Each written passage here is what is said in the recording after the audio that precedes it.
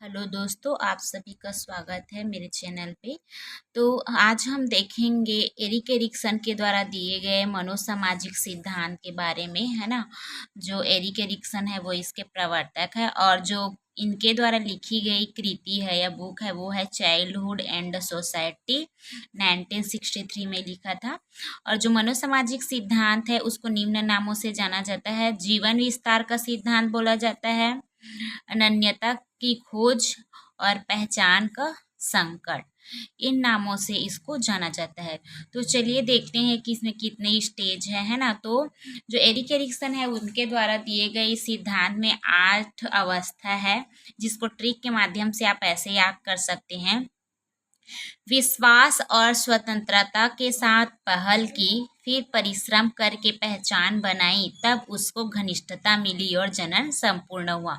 विश्वास, तो विश्वास बनाम अविश्वास, ये हमारा फर्स्ट स्टेज होता है। फिर स्वतंत्रता, तो स्वतंत्रता बनाम लज्जाशीलता, है ना। जो 2 से 3 साल तक का जो साल होता है, बच्चे 2 से 3 साल में ये इस स्टेज में रहते हैं ना। उसके बाद है पहल, तो पहल बनाम दोषिता या दोष, तो इसमें बच्चे 4 से 6 वर्ष के रहते हैं। उसके बाद परिश्रम, तो परिश्रम बनाम हीनता, इसमें बच्चे 6 से 12 या 7 से 12 वर्ष के होते हैं। उसके बाद है पहचान, है ना, तो पहचान बनाम भ्रांति, बच्चे इसमें 13 से 18 या फिर 12 से 18 साल के रहते हैं, है ना। ये जो ईयर है वो कई कई में आगे पीछे हो जाता है, बट आपको मेन याद रखना है कि बच्चा कौन से स्टेज में है ना। ईयर तो थोड़ा बहुत आगे पीछे हो जाएगा, उनमें के कॉन्सेप्ट को जानना है। उसके बाद है घनिष्ठता, तो घनिष्ठता बनाम अलगाव, तो ये 20 से 30 साल का उम्र जो रहता है वो, कभी कभी ये 20 से 35 भी दिया जाता है। उसके बाद है जनन, तो जननात्मक बनाम स्थिरता, है ना। ये 30 से 65 या फिर 35 से 65 भी दिया जाता है। संपूर्णता, तो संपूर्णता बनाम ये नैराश्य है या फिर निराशा बोलते हैं ना, निराशा या फिर नैराश्य, ये 65 के बाद। तो चलिए एक एक करके इसको हम समझते हैं। तो पहला है हमारा विश्वास बनाम अविश्वास। तो इस चरण में शिशु जो है वो दुनिया के प्रति विश्वास या अविश्वास विकसित करता है। ये जो रहता है वो शैशवावस्था का जो स्टेज रहता है ना दोस्तों, वो है जो जो कि देखभाल करने वाले व्यक्ति के व्यवहार पर निर्भर करता है। तो इसमें होता ये है कि अगर बच्चे का देखभाल करने वाले माता पिता बच्चे के द्वारा दिए गए किसी भी प्रतिक्रिया पे रिस्पॉन्स देते हैं, जैसे कि बच्चा रो रहा है ना, तो माता पिता दौड़ के आके उसके जो जो रो रहा है उसके कारण को जानता है, तो बच्चे को अपने माता पिता पर विश्वास होता है। लेकिन इसके विपरीत अगर उसको रोता बिलखता छोड़ देते हैं तो वो अपने माता पिता के प्रति अविश्वास का जो भाव है ना, उसको विकसित कर लेता है। उसके बाद है स्वतंत्रता बनाम लज्जा या शक। इस अवस्था में बालक अपने आप भोजन करना, है ना, अपने आप भोजन करना, कपड़े पहनना आदि पर दूसरों पर निर्भर रहना नहीं चाहता है ना। वह स्वतंत्र रूप से कार्य करना चाहते हैं। दूसरी तरफ बहुत सख्त माता पिता, देखो इस स्टेज में बच्चे जो है वो माता पिता के अधीन रहकर कार्य नहीं करना चाहते हैं ना। लेकिन कई बार ऐसा होता है कि जो सख्त माता पिता होते हैं वो बच्चे को असाधारण कार्य पर भी डांटने लग जाते हैं, है ना। तो इस स्थिति में बच्चे जो हैं उनके अंदर इस स्वतंत्रता का जो भाव है ना, वो क्या हो जाता है, दब सा जाता है। और बच्चे की अगर क्षमता पर शक किया जाता है तो इस कारण से बच्चे के अंदर लज्जा का भाव क्या हो जाता है, पनपने लगता है या फिर वो लज्जा अनुभव करते हैं। उसके बाद है पहल बनाम दोष या फिर दोषिता। यह बच्चों का प्राक स्कूली वर्ष होता है तथा ये अवधि बालक की आरंभिक बाल्यावस्था की होती है। माता पिता बच्चों को जिंदगी के सभी क्षेत्रों में नए नए खोज करने की प्रेरणा देते हैं, तो इसे पहल की संज्ञा दी जाती है। देखो बच्चे को जब माता पिता के द्वारा कोई भी लाइफ से रिलेटेड है या फिर किसी क्षेत्र से रिलेटेड नॉलेज दिया जाता है ना, तो क्या कर रहे हैं, वो पहल कर रहे हैं, है ना।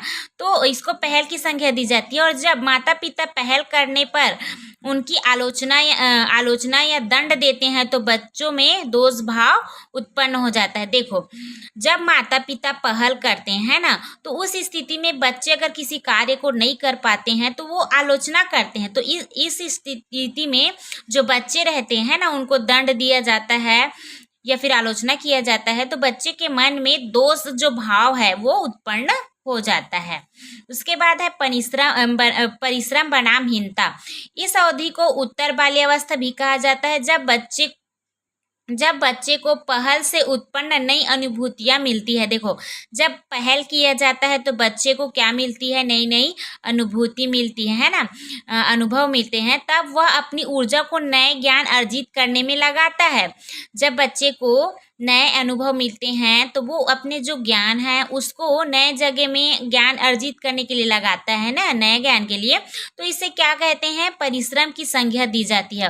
और अगर वह अपनी ऊर्जा का सही उपयोग नहीं कर पाता है सही दिशा में, तो वो अपने आप में हीन भाव को महसूस करता है। ठीक है दोस्तों, अब हमारा 5वां स्टेज है पहचान बनाम भ्रांति, है ना। तो जो पहचान बनाम भ्रांति, यह किशोरावस्था का काल है। इस समय व्यक्ति को इन प्रश्नों का सामना करना पड़ता है कि वो कौन है, किससे संबंधित है ना, और उनका जो जीवन है वो कहाँ जा रहा है।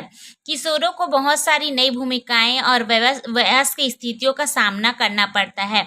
जो किशोर होते हैं ना, उसको जब किशोरावस्था में आते हैं तो उनके मन में कई प्रकार की भ्रांतियाँ रहती है, कई प्रकार का जो क्या बोल सकते हैं, है ना, क्वेश्चन उसके माइंड में चलता रहता है दोस्तों। और उसको कई प्रकार के सिचुएशन का भी सामना करना पड़ता है, जैसे कि जॉब का टेंशन रहता है ना, उसको उसके बाद फैमिली के द्वारा प्रेशर दिया जाता है, शादी करना है, तो उनको जीवन साथी से रिलेटेड क्या रहता है, प्रेशर रहता है, या फिर उनके माइंड में वो सब चलते रहता है। तो अभिभावकों को किशोरों की उन विभिन्न भूमिकाओं और एक ही भूमिका के विभिन्न भागों का पता लग सकता है जिनका वह जीवन भर पालन कर सकता है। यदि इसके सकारात्मक रास्ते पता लगाने का मौका न मिले, तब पहचान भ्रांति की स्थिति हो जाती है। देखो, अगर जो बच्चे हैं वो सकारात्मक स्टेज में रहते हैं ना, सकारात्मक कार्य करते हैं और सही दिशा में जाते हैं, तो जो पालक होते हैं, है ना, उसको उस बच्चे का जो स्किल रहता है उसको देख के उसकी पहचान हो जाती है कि बच्चा कहाँ तक आगे जाएगा और अपने जीवन में क्या करेगा। लेकिन यही अगर सकारात्मक नहीं होता है ना, तो माता पिता को भ्रांति हो जाती है कि मेरा बच्चा आगे जाके क्या करेगा, कैसे करेगा, इस टाइप का। ठीक है दोस्तों, और बच्चे में भी यही भ्रांति रहती है कि मैं आगे कुछ कर पाऊंगा कि नहीं। उसके बाद है घनिष्ठता बनाम अलगाव। तो यह आरंभिक वयस्क अवस्था होता है। इस स्टेज में एक दूसरे के साथ धनात्मक संबंध बन जाते हैं ना व्यक्तियों, जो बच्चे होते हैं, वयस्क होते हैं, उनका सब व्यक्ति में एक दूसरे के साथ घनिष्ठता का भाव विकसित होता है। तो वह दूसरों के लिए अपने आप को समर्पित कर लेता है। और जब घनिष्ठता का भाव विकसित नहीं होता है तो वो समाज से अपने आप को अलग कर देता है। तो इस स्टेज में होता ही है कि जो बच्चे हैं, है ना, या फिर जो वयस्क है, उनका अगर किसी से संपर्क अच्छा रहता है, घनिष्ठ संबंध रहता है, तो वो अपने आप को उसके लिए न्यौछावर कर देता है, समर्पित कर देता है। इसके विपरीत अगर उसको समाज से या फिर किसी लोगों से घनिष्ठ संबंध स्थापित करने में वो अगर असमर्थ रहता है, तो वो सामाजिक कार्यों से या फिर विभिन्न प्रकार के जो अवसर है उससे अपने आप को क्या कर लेता है, अलग कर देता है। तो यही है हमारा घनिष्ठता बनाम अलगाव। उसके बाद है जननात्मकता बनाम स्थिरता। तो यह अवस्था मध्य वयस्क अवस्था होती है। इस अवस्था में व्यक्ति अगली पीढ़ी के लोगों के कल्याण तथा उस समाज के लिए जननात्मक में उत्पादकता सम्मिलित करता है। लेकिन जब व्यक्ति को जननात्मकता की चिंता उत्पन्न नहीं होती है तो उसमें स्थिरता उत्पन्न हो जाती है। तो इसमें ये है कि जो व्यक्ति है ना, वो वयस्क हो जाता है। तो वयस्क होने के बाद वो अगली पीढ़ी को आगे बढ़ाने, है ना, या अगली पीढ़ी के कल्याण के लिए सोचता है। लेकिन जब वह इसी कार्य को नहीं कर पाता है ना, या फिर उसमें उसके अंदर इसका जो जनन करने की भावना ही उत्पन्न मननी होती है तो वो क्या हो जाते हैं, स्थिर हो जाते हैं दोस्तों। अब बारी आती है संपूर्णता बनाम निराशा की। तो इस अवस्था में 65 वर्ष के बाद से मृत्यु 65 वर्ष में प्रारंभ होकर मृत्यु तक की अवधि पर सम्मिलित है दोस्तों। इसे बुढ़ापा की अवस्था भी कहा जाता है। इस अवस्था में व्यक्ति अपने पहले जो समय है ना, उसको याद करता है कि उसने सभी अवस्थाओं में अपनी जिम्मेदारी को सही तरीके से या धनात्मक रूप से पूर्ण किया है या नहीं। अगर परिणाम धनात्मक नहीं होता है तो वो संपूर्णता का जो भाव होता है ना, वो विकसित नहीं हो पाता है। अगर परिणाम धनात्मक है तो संपूर्णता का जो भाव है वो विकसित हो जाता है, और नहीं होता है, ऋणात्मक होता है, तो उसमें निराशा आ जाती है। अगर कोई बूढ़ा है ना, वो अगर एनालिसिस करता है अपने पूरे जीवन का, अगर कोई बूढ़ा बुजुर्ग है तो वो सोचता है कि हाँ, मैंने अपना जो भी कार्य था वो पूरा कर लिया, मैंने अपने बच्चों की शादी अच्छे से की, मैंने अपने जीवन यापन अच्छे से किया। इस प्रकार से अगर सोचता है तो उनके अंदर एक सुकून का भाव रहता है, संपूर्णता की भाव रहती है। अगर उनको लगता है कि मैंने ये नहीं किया है ना, मुझे ऐसा करना चाहिए था, मेरे बच्चे के लिए मुझे इतना धन बचाना चाहिए था, या उनके लिए ये खरीदना चाहिए था, मैं इसको करने में असफल रहा, तो इस प्रकार अगर सोचता है तो उसके अंदर निराशा की जो भाव है वो आ जाती है। तो इस प्रकार से हमने जो एरिक एरिक्सन है उनके द्वारा दिए गए मनो सामाजिक सिद्धांत की व्याख्या की दोस्तों। तो आपको अगर किसी भी प्रकार का डाउट हो तो प्लीज़ कमेंट करके ज़रूर बताइएगा।